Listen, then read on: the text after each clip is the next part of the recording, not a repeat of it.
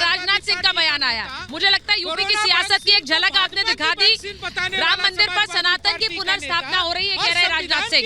राम के बिना भारत की कल्पना नहीं की जा सकती है, ये रक्षा मंत्री का बयान आया। प्राण प्रतिष्ठा जीवन का ऐतिहासिक क्षण है, वो कह रहे हैं। प्रधानमंत्री मोदी के नेतृत्व में अयोध्या के वो स्थान मिल गया है और अब किस तरह से पुनर्स्थापना सनातन की हो रही है, ये बयान आया है राजनाथ सिंह का, रक्षा मंत्री का बयान आया है। तो ये बड़ी खबर मैं बता रही हूँ। एक बार मैं सीधे अनामिका के पास जा रही हूँ। अनामिका अगर हमारे साथ है, अनामिका के पास जाऊंगी क्योंकि अनामिका के पास वहाँ अयोध्या से बहुत सारे साधु संत हैं। अनामिका जरा बात करिए वहां पर, क्योंकि यहाँ तो बहस बहुत ज्यादा गर्म हो गई, लेकिन उधर बताइए कि जिस मुद्दे पर हम बात कर रहे हैं, राम भक्तों की भावना की बात कर रहे हैं, उसको क्या बार बार बयानों से ठेस नहीं पहुंचती है जो बयान आते हैं?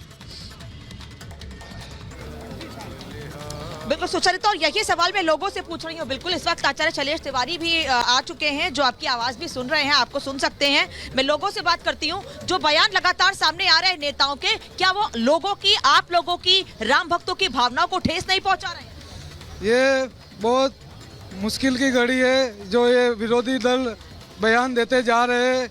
वो रावण के खानदान के लोग हैं, पापी है, इसलिए वो सब ऐसे बयान देते जा रहे हैं। जय श्री राम। यहाँ जय श्री राम के नारे लग रहे हैं। जो लोग बयान देते हैं, क्योंकि कोई नेता ये कह रहा है कि हमारे लिए कलयुग 22 जनवरी के बाद शुरू होगा, कोई कह रहा है कि कार सेवकों पे गोली चली वो ठीक थी। क्या आप लोगों की भावनाएं या सभी लोगों की भावनाएं उससे आहत नहीं होती? भावनाएं तो इतनी आहत होती है कि सनातन धर्म के मानने वाले हिंदुस्तान में, भारतवर्ष में ऐसे लोग जो प्रकट हुए हैं, लगता है कि त्रेता का रावण, कंस, द्वापर का ही वो लोग, उन्हीं के वंशज हैं जो ऐसे बातें करते हैं, जो कि नहीं करना चाहिए। आज पूरा बंधुत्व की भावना लेकर के राम जी ने संदेश दिया सबको, निषाद को गले लगाया, माता सबरी को, उनको अपने, उनके हाथ की जूठी बेर को, इससे मातृत्व का संदेश देने वाले और बंधुत्व का देने वाले राम जी का ऐसे मर्यादा भगवान पुरुषोत्तम ब्रह्म का तो अपमान कर रहे हैं। हाँ, क्या कहेंगे आप? जो लोग बयान दे रहे हैं सनातन पर, या जो लोग भगवान राम की प्राण प्रतिष्ठा को लेकर बयान दे रहे हैं, क्या कहते हैं उन लोगों? ये सब गलत है, इनका व्यर्थ चिंतन है, इस पे हम लोग ध्यान नहीं देते हैं। आप ध्यान देते हैं क्या ऐसे लोगों पर? कौन सी ऐसे बयान देते हैं? अनपढ़ हैं, अनपढ़ है वो सब जो कीड़े मकोड़े रहे पहले, वही फिर बनेगा ही आएंगे धरती पर। राम का जो विरोध करेगा उसका कहीं पर कल्याण नहीं है और न होगा। भगवान, आप कुछ कह रहे थे? हाँ, कुछ बोल काला विपरीत बुद्धि। मैं इतना कहूँगा, इस सरजू के पावन तट पर हम लोग खड़े हैं। भगवान का 22 तारीख को, पहले टेंट हाउस में थे, फिर गेस्ट हाउस में है, अब अपने भवन में विराजेंगे। तेरी मंद मंद मुस्कनिया पे बलिहार राघव जो, बलिहार राघव जो, तेरी कुटिल कुटिल मुस्कनिया पे बलिहार राघव जो, बलिहार राघव। बड़े बयान सामने आ रहे हैं, बड़े बयान सामने आ रहे हैं लोगों के, क्या कहेंगे उन लोगों को? हमारा तो कहना यही है मैडम कि ये राजनीति का मुद्दा होना ही नहीं चाहिए, और अगर जो विरोध कर रहे हैं उनका मतलब है कि विनाश काले विपरीत बुद्धि, उनका विनाश निश्चित है, सुनिश्चित है, इसमें कोई शक नहीं है। नहीं लगता राजनीतिक बयान नहीं है? बिल्कुल। और कहने की बात एक और ये है कि जो लोग सनातन का विरोध करते हैं उनको ये समझ लेना कि चाहिए कि जिस सनातन को मुगल नहीं मिटा सके, उसको मिटाने की इनकी औकात ही नहीं है। और सनातन धर्म हमारा सबका सम्मान करता है, सबकी रक्षा करता है, और सनातन ही विश्व को आगे लेके जाएगा। जय श्री राम। आचार्य शैलेश तिवारी भी इस वक्त है सुचरिता, और वो आपको सुन भी सकते हैं। इस वक्त सवाल पूछा जा रहा है आचार्य कि जो लोग ऐसे बयान दे रहे हैं उनको क्या कहेंगे? क्या लोगों की भावनाएं आहत नहीं हो रही हैं? क्योंकि आज ही एक बयान आया कि 22 जनवरी के बाद कलयुग शुरू हो जाएगा। जय श्री राम, जय जय श्री राम। यश नास्ति स्वयं प्रज्ञा शास्त्र तस् करोति किम, लोचनाम भ्याम विहीनस्य दर्पणा की करिष्यते।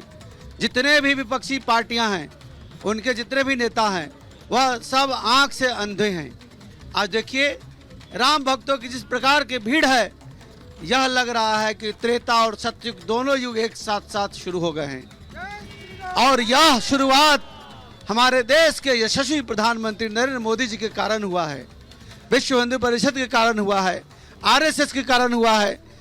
जो हम 500 वर्षों तक जिस चीज़ की प्रतीक्षा कर रहे थे और ऐसा लगता था कि यह मौका इस जीवन में नहीं आएगा, इस मौका को नरेंद्र मोदी जी ने दे दिया, आरएसएस ने दे दिया, विश्व हिंदू परिषद ने दे दिया। शैलेश तिवारी जी, इसलिए जब आचार्य शैलेश तिवारी ये कहते हैं कि ये राम मंदिर बीजेपी के प्रयासों के चलते हैं, वीएचपी के प्रयासों के चलते हैं, मैं एक बार जरा सवाल यही पूछ लेती हूँ समीर जी, जो बात बार बार कही जाती है कि आप लोगों के तो पॉलिटिकल मैनिफेस्टो के अंदर राम मंदिर निर्माण था, तो फिर आज जब मंदिर बनकर तैयार हो रहा है तो आप क्यों नहीं इसे एक सियासी कदम कहा जाएगा, क्योंकि ये तो सियासी एजेंडे में था। नहीं, देखिए सुचित्रा जी, मैं आज फिर कह रहा हूं, हमारे माननीय प्रधानमंत्री जी और मुख्यमंत्री जी दोनों ने स्पष्ट किया है कि ये राम मंदिर का मुद्दा कोई हमारे लिए राजनीतिक मुद्दा नहीं है, ये आस्था का सवाल है, ये देश की करोड़ों करोड़ों जनता के आस्था का सवाल है और हम सरकार में हैं, हमारा काम है कि लोगों की आस्था और भावनाओं का ध्यान देना और उनकी रक्षा करना।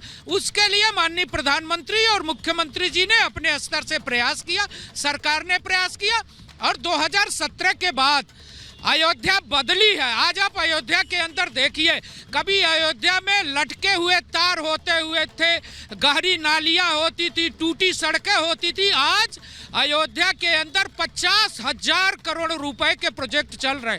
पिछले दिनों माननीय प्रधानमंत्री जी ने इंटरनेशनल एयरपोर्ट की सौगात अयोध्या को दी है। आज एक्सप्रेसवे की कनेक्टिविटी से जुड़ रहा है। अयोध्या के अंदर पंचकोसी 14 कोसी परिक्रमा मार्ग। इसी पर सवाल पूछ लेती हूँ एक बार, मैं पूछूंगी चंद्रमोहन जी आपसे, जो अयोध्या जिसको आप कह रहे हैं कि एक धर्म का इस्तेमाल वोट बैंक के लिए किया जा रहा है, आज उसी धर्म का जब उत्थान हो रहा है, जब प्रभु श्री राम विराज रहे हैं, तो एक अयोध्या मॉडल भी बनकर उभरा है।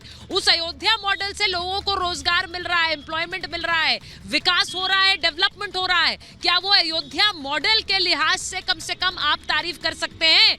धर्म की तो आप आलोचना कई बार कर देते हैं कि धर्म पर सियासत कर रहे हैं।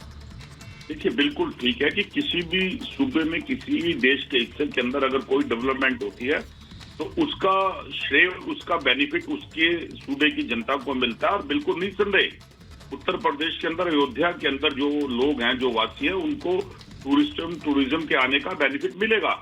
लेकिन फिर एक प्रश्न खड़ा हो जाता है कि शास्त्रों के द्वारा शंकराचार्य जो सनातन को चला रहे हैं, वो शास्त्र के हिसाब से ना जाने की बात कर रहे हैं। और चुनावाचार्य जो हमारे देश के प्रधानमंत्री है, जो चुनावाचार्य हैं, वो अपने चुनावों की रणनीति के कारण अध करके मंदिर का निर्माण से पहले उसकी प्राण प्रतिष्ठा कर रहे हैं।